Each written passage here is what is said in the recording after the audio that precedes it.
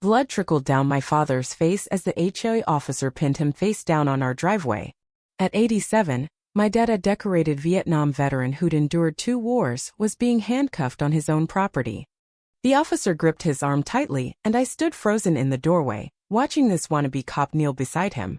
The HOA patrol vehicle's lights flashed in our driveway as the officer sneered, "Rules apply to everyone, even war heroes." Neighbors filmed the assault, unaware that within 24 hours, this petty tyrant's HOA kingdom would collapse, or that he just handcuffed the father of someone trained to topple far deadlier regimes. For nearly 4 decades, my father, Colonel Henry Carter, had been a cornerstone of Pinewood Estates. His modest single-story home stood out not for its size but for its pristine garden and the American flag flying since 1988. After 15 years in Special Forces, including a decade with Delta Force on covert missions in places most people never hear of, I returned home last spring. Mom had lost her fight with cancer, and Dad, now 87, struggled with the physical upkeep of the house, though his fierce independence never wavered.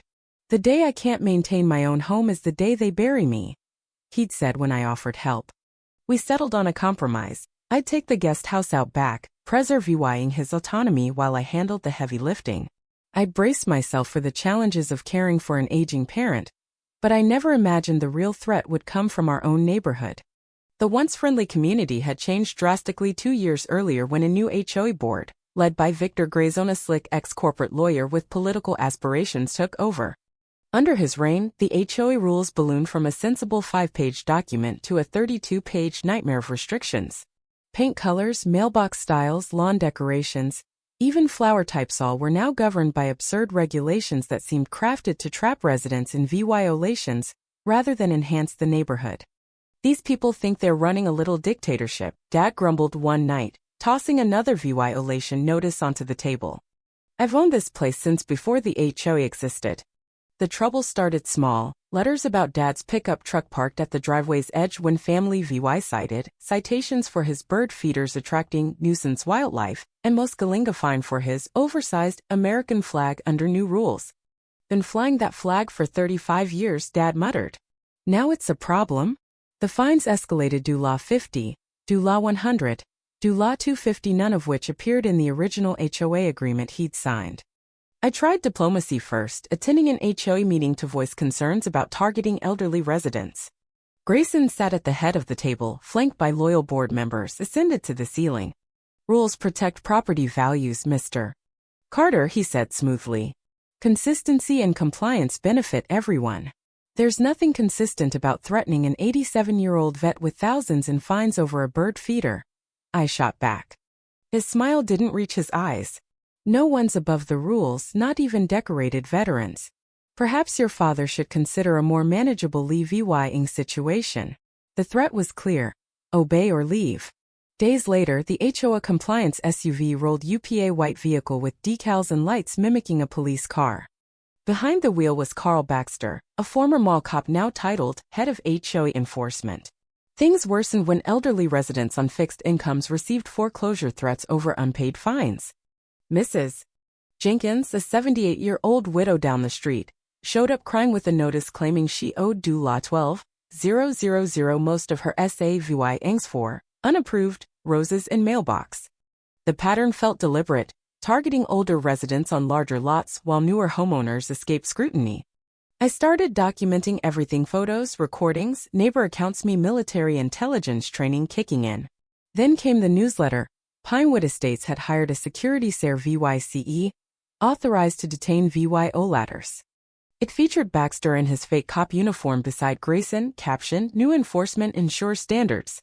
"They're not real police," Dad said, alarmed. "They're betting people don't know that," I replied. On May 15th, Dad's 87th birthday, and the 50th anniversary of his Silver Star veteran friends surprised him with a VY sit. With extra cars, parking got tight. 2 were on the street, and Dad's pickup sat partly on the lawn. The flag flew high, defying HOA-sized limits. As we celebrated, aggressive knocking interrupted us. Through the window, I saw the HOA vehicle lights flashing. "I'll handle it," I said, but Dad stood. "My house, my birthday, I'll deal with it." Baxter stood on the porch in his mock police get-up, tactical pants, polo with HOA enforcement, and a belt with handcuffs and pepper spray. Multiple violations, he barked. Unauthorized gathering, parking issues, non-compliant flag, unpaid citations. Dad straightened, his military posture intact. These are veterans here for my birthday. They'll leave soon. That's not how it works, Colonel, Baxter sneered. Move the vehicles and that flag comes down. It's flown here since '88, Dad said, voice low. It's not MOVYing while I'm alive. Then you've made your choice, Baxter replied, stepping closer. The board authorizes me to remove VYO ladders. Before I could react, Baxter grabbed Dad's arm, yanked him onto the porch, and announced, "You're under HOA detention." He forced Dad down the steps and onto the driveway, slamming him face first into the concrete. Handcuffs clicked as blood seeped from Dad's forehead. The HOA vehicle's lights flashed behind them, neighbors filming. Time froze. My fatherhood crawled through enemy fire to save 17 men, who'd taken 2 bullets dragging soldiers to safety, who'd earned a Silver Star bleeding on his own land, handcuffed by a mall cop in a costume. His veteran buddies stood stunned, Colonel WYS trembling with his cane, Sergeant Miller clutching his VFW cap, Lieutenant Brooks sinking to his knee, tears streaking his scarred face. Dear God, Henry, Brooks choked. We fought for freedom and now. Stop. You're hurting him. I shouted, my voice honed from years commanding ops teams. Every instinct urged me to act, but this wasn't a war zone, though it felt close. Dad didn't resist, his dignity intact despite the blood and cuffs. His eyes met mine, conveying a lesson from my youth. Think strategically, son. Win the war, not the skirmish. Baxter tightened the cuffs, playing to the crowd. This is what happens when you think SERVYC makes you special. Rules apply to everyone, even heroes. That hero's jab hit like a blade. 3 of the men Dad saved watched this farce unfold. Neighbors gathered, filming. Mrs. Jenkins sobbed, Mr. Larson recorded, declaring this is wrong. He's a neighbor, not a criminal. Combat clarity hit me. A Delta operator's focus where emotions fade and strategy takes over. I stepped forward, hands VY Seibel. Release him now. Baxter smirked. Back off or you're next. I've got HOA authority. What you've got, I said, voice lethal, is 15 seconds before the worst mistake of your life.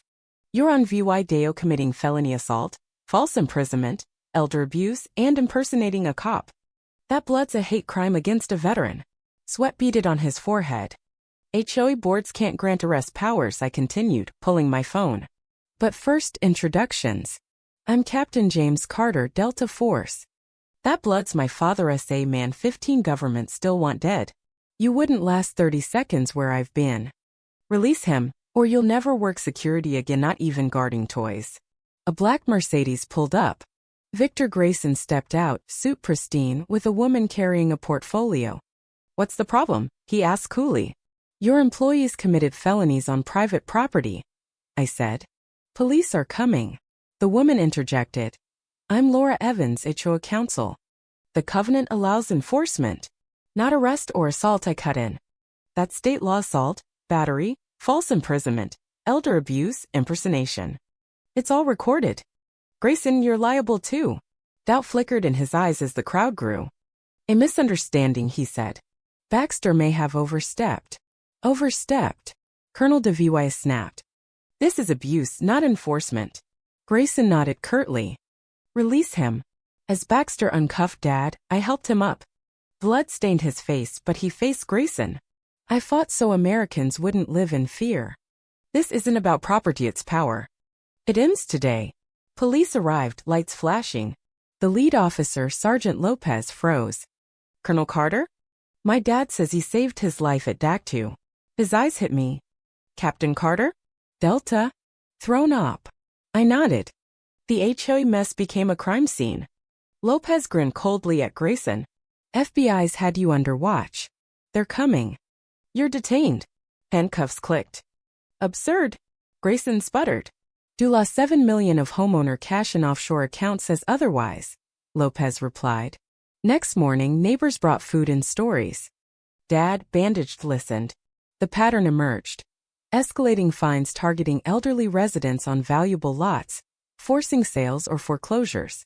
Mrs. Jenkins owed Dula $12,000. They offered to forgive it if she sold cheap. Jim Torres, a disabled vet, face fines for his wheelchair ramp. The Sanders lost their home to bulldozers post-foreclosure. Dad spread a map, marking affected homies a horseshoe of prime real estate. My secure phone rang. Captain Carter, Agent Sarah Brooks, FBI Organized Crime. We need to talk, Grayson. At a coffee shop, she showed a tablet. Your dad was targeted via an acquisition algorithm. Grayson's group hit 12 HOAs, 437 properties, due law $200 million. Yesterday was a mistake. You gave us what we needed via Tim's willing to testify. 3 days later, Laura Evans met me, nervous, with a thumb drive.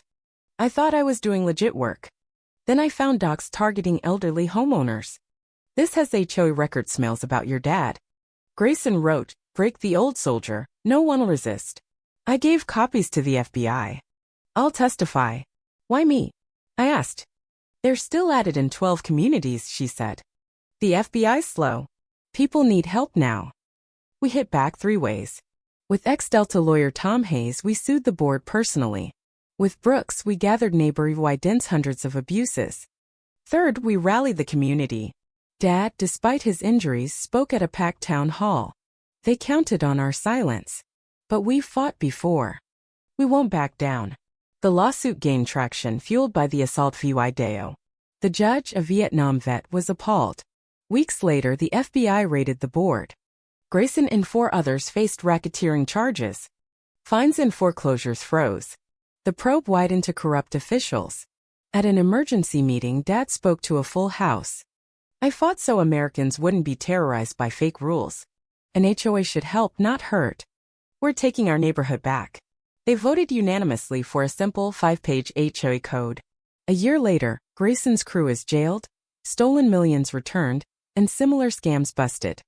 Dad's flag flies high. At a picnic, Mrs. Jenkins gave him a plaque. To Colonel Henry Carter, who showed courage isn't just for battlefields. As Dad says, sometimes the real fight's at home against tyranny, even in HOA cop disguise.